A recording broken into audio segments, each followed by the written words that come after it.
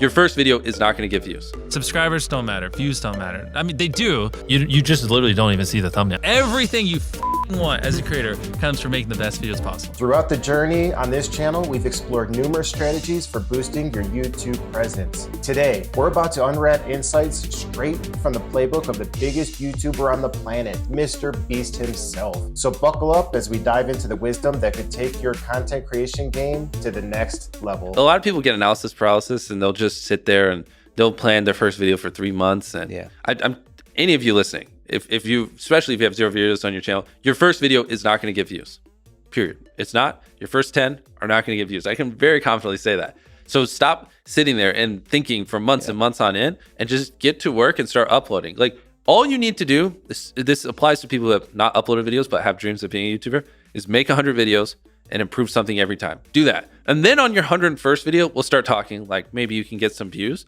but you know, your first 100 are gonna suck. There are very freak cases like Liza Koshy or Emma Chamberlain who have really good personalities and it doesn't take them as many videos. And it's just like people who are 7'5" and making the NBA. Like, yes, there are freak cases you can find, but for the average person like us, you know, who don't have these exceptional personalities and, you know, backgrounds in filmmaking, just make 100 videos, improve something each time, and then talk to me on your 101st video.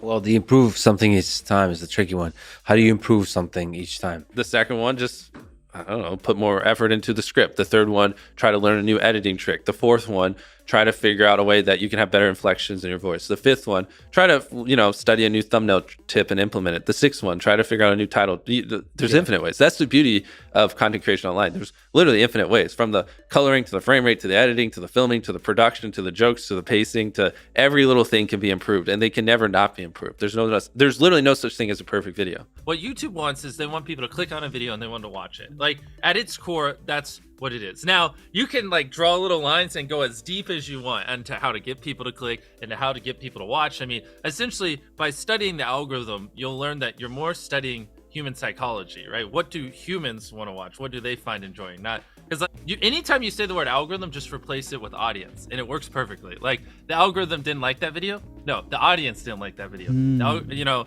because literally that's it. If people are clicking and watching, then it gets promoted more, and that's literally all the algorithm does, is reflect what the people want. What makes for a good title? If someone reads it, are they like, do they have to watch it? Is it just so intrinsically interesting that it's just gonna fuck with them if they don't click on it? You know what I mean? You know, because the titles don't live in a vacuum, right? So it has to lead into the content. So ideally the title represents content that you would want to watch for 20 minutes. So if it's a 20-minute video and the title is I stepped on a bug, it's not gonna, because it's all of it combined. The click-through rate is gonna be much lower than if it was like a 5-second video. People might click it. So you gotta, like, even nuances of the length of the video based against the title will affect whether people want to click it, because sometimes they just all add up.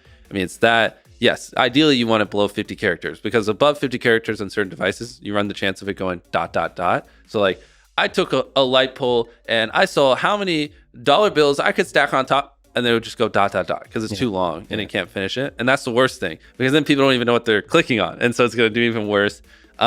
Short, simple, ideally, and just so freaking interesting, they have to click. And it is a good segue into the content, and it represents the length of the content. The more extreme the opinion, typically the higher the click-through rate. If you can like pay it off in the content, then it just supercharges it. So like, oh, so you have a kind of estimate of the extreme. Like this water, right? If you're like, Fiji water sucks. Yeah, that would do fine. But if you said Fiji water is the worst water bottle, or the worst water I've ever drank in my life, yeah, way more extreme opinion would do way better. But you have to deliver. Yeah, but then you have to deliver, because the more extreme you are, the more extreme you have to be in the video. How do I make a good thumbnail? How do I get people to click my video? You want it to be simple. You want them to be able to, like, when they're scrolling through their suggested or homepage or whatever touch point, you want them to instantly be able to understand what you're conveying.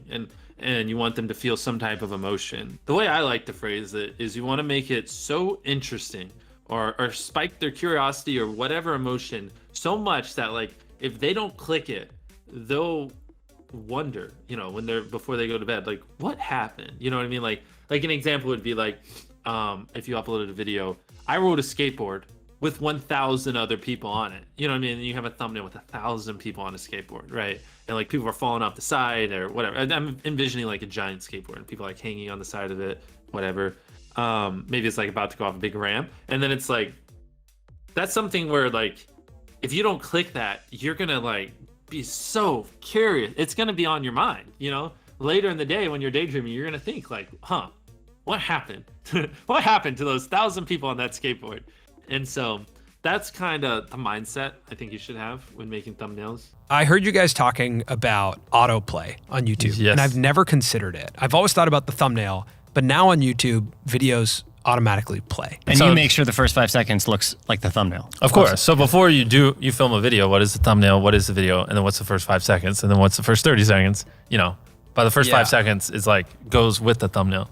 Because it's possible that people open YouTube and They don't see it. They don't Especially even see the for thumbnail. us, because like for so many people I've watched hundreds of our videos, when I upload, I am first on your homepage. So like you just literally don't even see the thumbnail. Because it autoplays so quickly. So like the thumbnail is irrelevant. I have to like visually convince you to click on the video. Do you consider also captions in those first 5 seconds? Because Of people course, aren't all watching of with it. Yeah, audio. everything, Yeah. everything. Yes, 100%. Before it was important because you had to convince people to watch. Yeah. Now you have to convince people to click and watch at the same time. The thing people undervalue the most is literally the first 10 seconds of the video. Like, Yeah. I think I can quote it. I tied up an FBI agent and I have $100,000 in this bag. Here's a knife.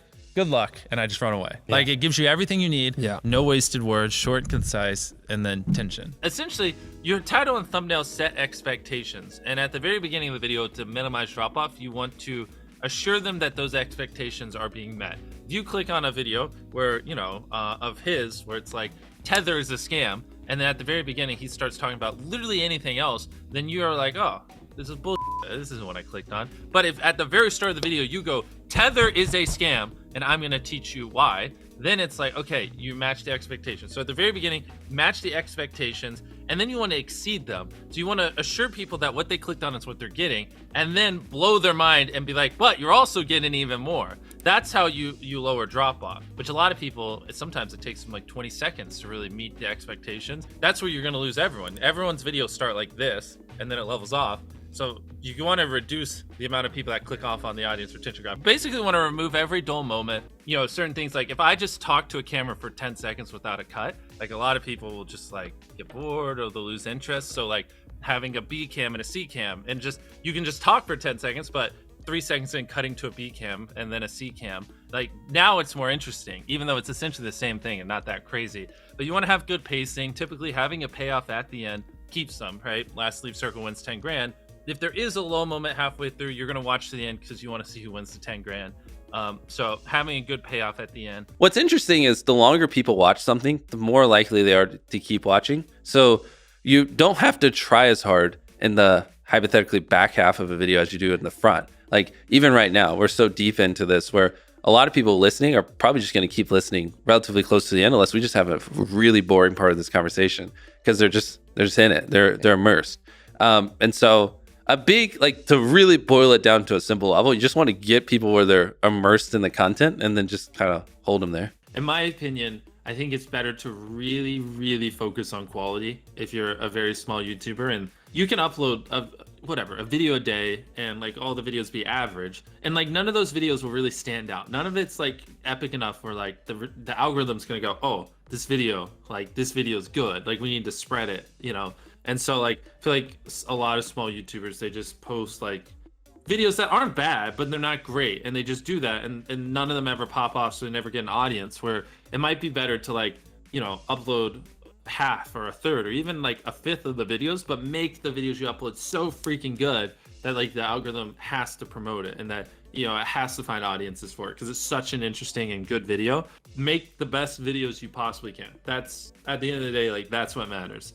You know, sometimes I go a month without uploading. It's okay. You know what I mean? As long as you're making great videos, people will watch them. When you like set a consistent schedule and you're constantly having to upload videos that aren't as good as you'd like because you got to hit, oh, this Monday, I said I'd upload every Monday. You know, like, that's a dangerous trap, because then, you know, the viewers notice that the quality isn't as good and it makes them less likely to watch. And I think it hurts your longevity. A big thing that everyone underestimates is it's, what was your experience with your last video? If people loved the last video of yours that they watched, they're more likely to watch your next one. See, that's the effect you want. Most people, when they watch, for the YouTubers watching this, when people watch your video, they go, okay, that was good, but like that's enough of you for the day. Like it was all right? Whereas what you want is them to go, holy crap, that was crazy. Oh my God, what's that? Holy crap, that was crazy. Oh my God. And they watch 10 videos, not one, and then need like a week break because it was so that they have to recharge. You know what I mean? That's what you're going for. That data can't describe. And like, I've never heard anyone talk about that, but that is it. That's how you get these high view counts, because people watch 10 videos, not one, you know? What do you think gets us to 1 million subscribers? Well, subscribers is an arbitrary number. Okay, so a doesn't matter. million views a video. No, you should ask me what helps us make the best videos possible. That's Okay, the only there question you you go. should ask me. Subscribers don't matter. Views don't matter. I mean, they do, Yeah. but all that comes. Everything you want as a creator comes from making the best videos possible, and thumbnails. But it's easier to, make thumbnails. The video part's the hard part, and that's the thing that you're known for. Ask, how can I make my videos better? Do that every single day for years, and then you'll probably get views.